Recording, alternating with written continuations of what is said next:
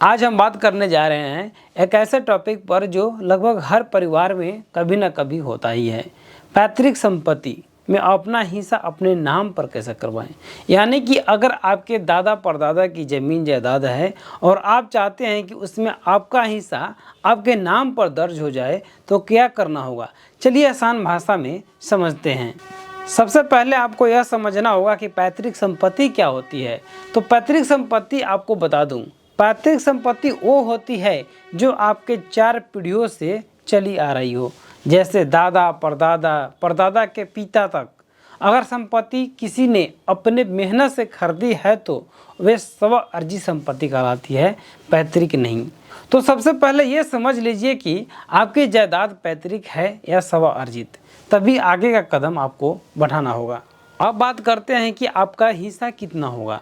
अगर संपत्ति सच में पैतृक है तो हिंदू उत्तराधिकार अधिनियम के तहत यानी कि एक्ट 1956 के मुताबिक बेटा और बेटी दोनों को बराबर हिस्सा मिलता है। अगर कोई सदस्य नहीं है तो उसका हिस्सा उसके बच्चों को मिलता है, यानी यह पीढ़ी के सभी वारिस बराबर हकदार होते हैं। आप अपने गांव के पटवारी या तहसील ऑफिस जाकर अपने परिवार की जमाबंदी रिकॉर्ड आप देख सकते हैं, खतौनी निकलवा सकते हैं। वहां से आपको पता चल जाएगा कि आपके नाम पर कितना हिस्सा दर्ज है। अब जानते हैं अपने नाम पर जमीन करवाने का प्रक्रिया क्या होता है। अब आता है असली सवाल, अपना हिस्सा अपने नाम पर कैसे करवाएं। चलिए स्टेप बाय स्टेप समझते हैं। सबसे पहले घर के सभी सदस्यों की बैठक करें और लिखित में तय करें कि आपको कितना हिस्सा मिलेगा। अगर सबकी सहमति है तो स्टाम्प पेपर पर एग्रीमेंट लिखवाकर नोटरी पब्लिक से अफिडेविट बनवाना होगा। इस दस्तावेज को लेकर तहसील ऑफिस या राजस्व विभाग में नामांतरण आवेदन देना होगा। वहां आपका नाम राजस्व रिकॉर्ड में दर्ज किया जाएगा।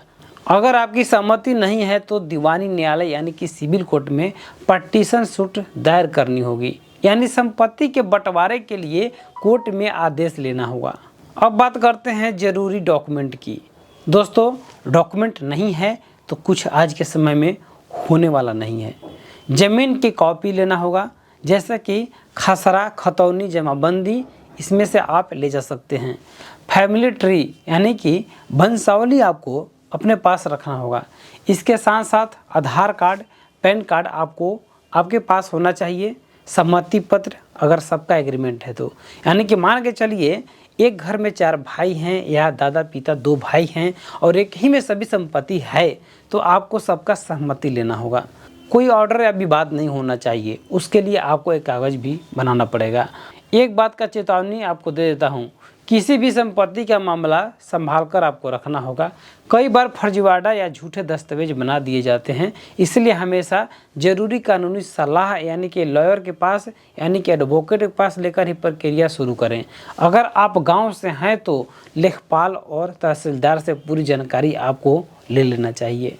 तो दोस्तों, आपको समझ में आ गया होगा कि पैतृक संपत्ति में सिर्फ अपना हिस्सा अपने नाम कैसे करवाया जाता है।